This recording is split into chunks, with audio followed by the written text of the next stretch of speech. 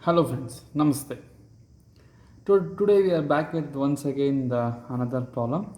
So the problem is given like this: a hexagonal pyramid, 25 mm sides of base and 50 mm axis length rest on HP on one of its slant edges. In the previous problem, we solved the problems on slant triangular face, but here what we are doing slant edge. Please make note of it.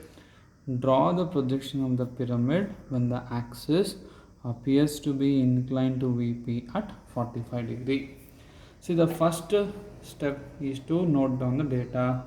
To draw the first step, what is the data required is hexagonal pyramid, 25 mm side and axis length has been given. So now we need to identify initially whether we have to place this in a corner condition or edge condition.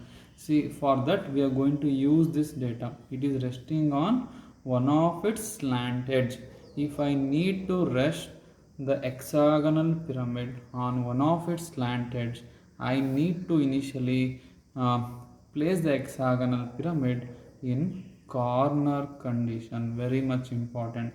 If it is a slant triangular face, then edge condition. If it is a slant edge, then it must be a corner condition. Okay, so shall we draw this one? Okay. So please pay attention over here. Already I have drawn a hexagonal pyramid in top view, and also how many corners are there? There are totally 7 corners are there. Bottom face corners are A1, B1, C1, D1, E1 and F1, and the top, that is apex, we are going to call it as O. Totally there are how many corners? 7 corners. How many slant edges are there? There are 6 slant edges. All the 6 slant edges must is visible, hence these 6 slant edges must be dark. Okay, so after that I have drawn the projections and I identified all the corners and I have drawn the visible edges. So here how many corners are visible? See, A1, B1, C1, D1 is visible and O is visible. Hence, corresponding slant edges and base is visible. So, this is what the step number 1. So, next the step number 2 is resting on slant edge. Okay. So, therefore, which is the corner to the right side? That is a D1 dash. I am going to consider D1 dash is on XY line. With the help of compass, take the measurement from D1 dash to O1 dash.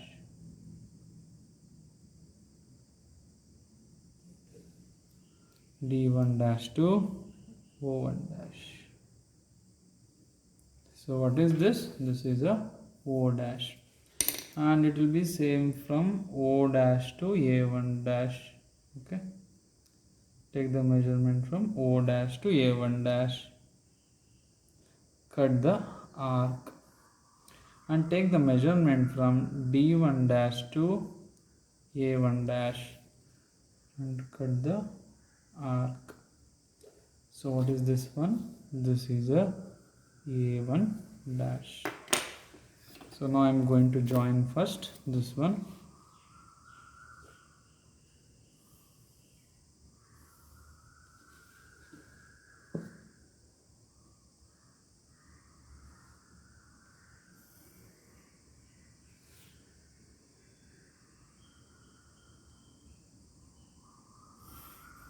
Okay, now I need to identify the remaining corners. So from D1 dash to C1 dash and D1 dash to O1 dash, from D1 dash to B1 dash. Okay, so this one is B1 dash, sorry, so this one is C1 dash in bracket E1 dash, so this is in bracket O1 dash, this is B1 dash in bracket F1 dash. Okay, so just I am going to redraw the same thing.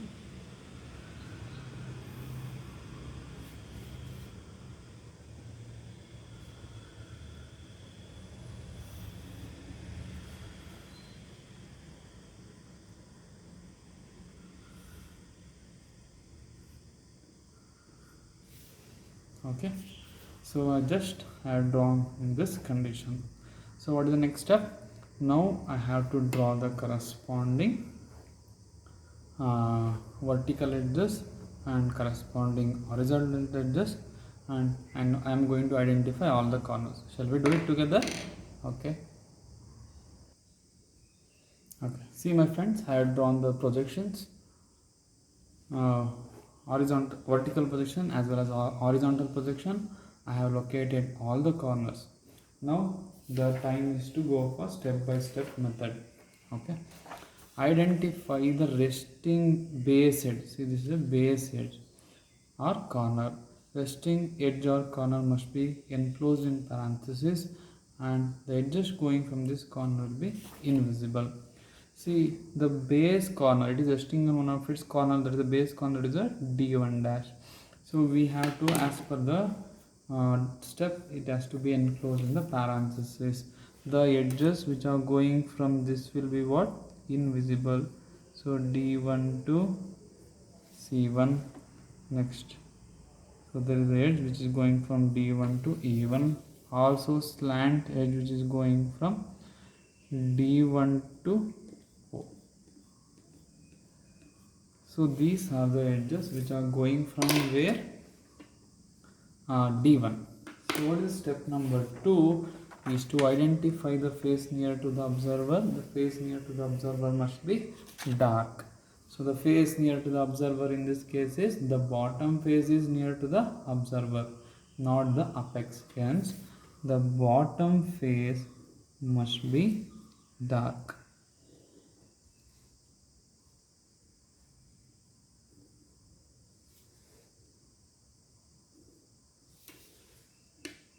The bottom face must be dark.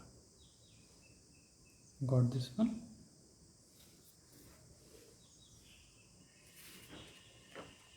What is step number 3? Outermost boundary must be dark. So which is the outermost? So this is the outermost boundary must be dark.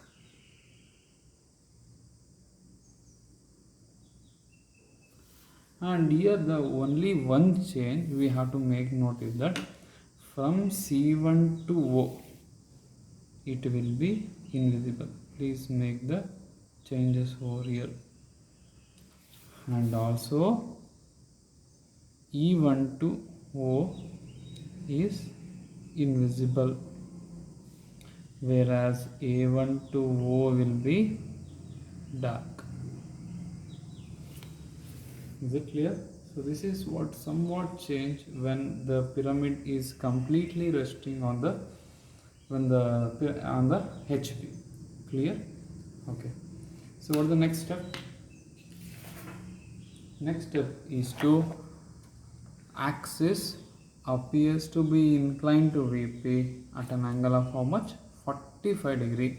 So there is a word called as what? Appears. So therefore this is a normal problem. Okay, shall we do it? Okay, so for that I am going to draw a line which is parallel to XY. From this point I am going to measure how much it is. 45.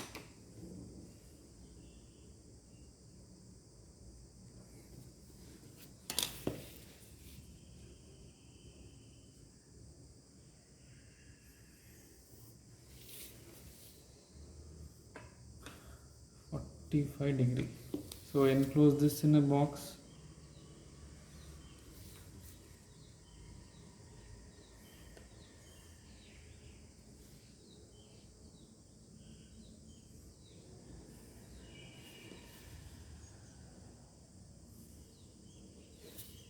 Okay, I'm going to mark O over here. I'm going to refer 1, 2, 3 and 4. So first I need to construct the box. Take the measurement from O to T1.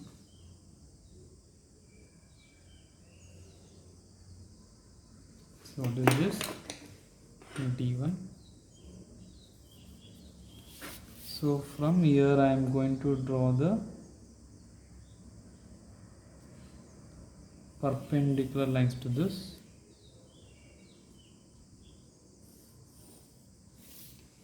So take the measurement from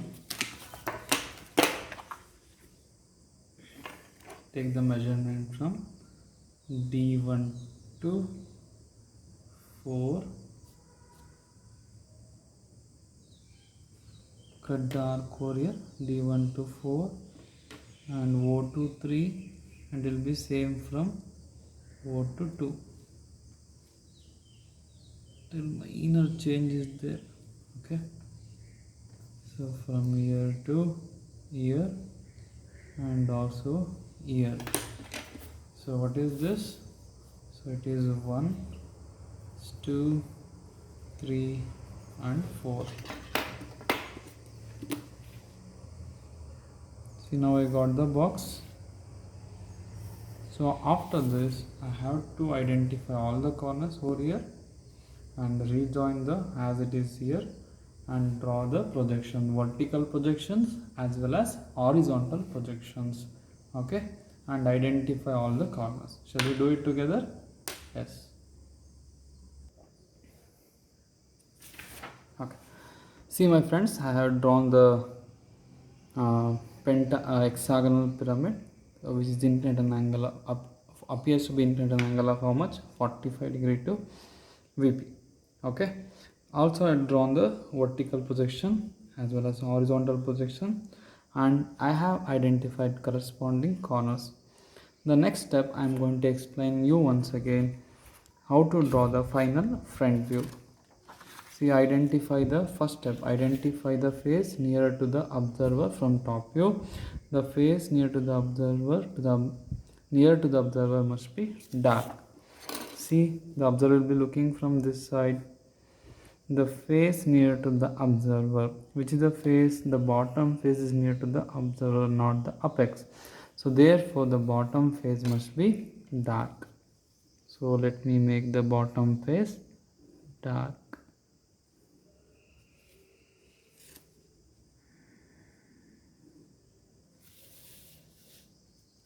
E1 dash to F1 dash, then A1 dash to F dash, then A1 dash to B1 dash, then B1 dash to C1 dash, and then C1 dash to D1 dash. So this is the step number 1. Next, the step number 2 is outermost boundary must be dark. So from D1 dash, outermost is O dash, then O dash to B1 dash. So this is the outermost. Step number 3, identify the top corners in the bottom face after the boundary. The vertical or slant edges going from these corners will be visible or dark. See, this is the boundary we have drawn. So in this bottom face after the boundary, which is at the top, so this one is the top, C1 dash. So therefore after the boundary I am talking, not in the top. Okay, so this is the dark. Is it clear? So that is the top. So next one, for 4th step, for pyramids, identify the remaining slant edges. Those slant edges must be invisible. The remaining slant edges, that is E1 dash to O dash, F1 dash to O dash, A1 dash to O dash. So this remaining slant edges is invisible.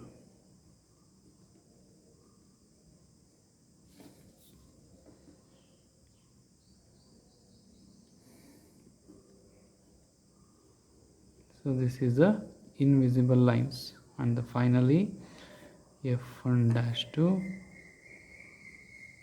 O dash. Is it clear?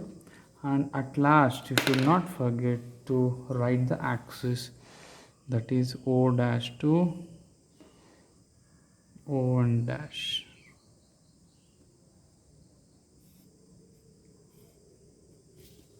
Okay, so this is the final front view and this is a final top view. Okay, I hope you understood. Thank you. Namaste.